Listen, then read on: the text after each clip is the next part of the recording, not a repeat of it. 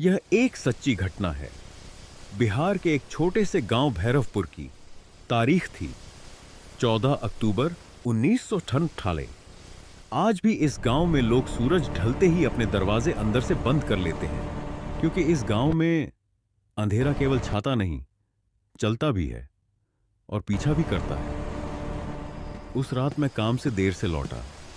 समय था रात के लगभग 10 बजे। गांव तक जाने वाली पगडंडी सुनसान थी। चारों तरफ गहरा सन्नाटा। कभी कभी हवा चलती तो पेड़ों की डालियां ऐसे हिलती जैसे कोई फुसफुसा रहा हो। मैं धीरे धीरे चल रहा था, लेकिन तभी मुझे साफ महसूस हुआ मेरे पीछे किसी के कदमों की आहट है। मैं अचानक रुक गया। पीछे मुड़कर देखा, कोई नहीं।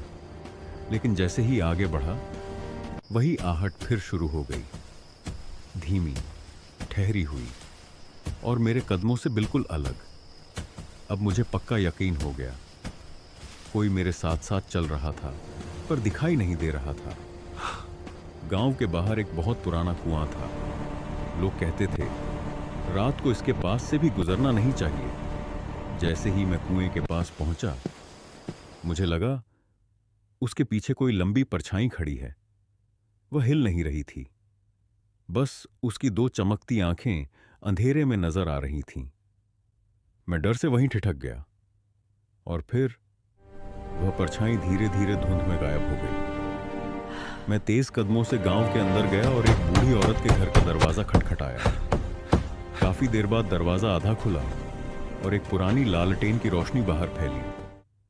औरत बोली, इस समय बाहर क्यों घूम रहे हो बेटा? यहां रात को अच्छा नहीं होता।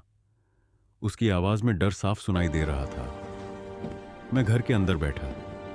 वह औरत लालटेन के पास बैठ गई और धीमे स्वर में बोली, कुछ साल पहले इस गांव में एक लड़की रहती थी, मीरा।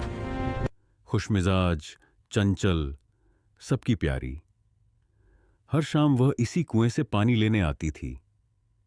एक दिन वह वापस घर नहीं लौटी। जब तलाश हुई तो उसका दुपट्टा कुएं के पास मिला और रात भर कुएं के अंदर से एक लड़की के चीखने की आवाजें आती रहीं। अगली सुबह जब लोग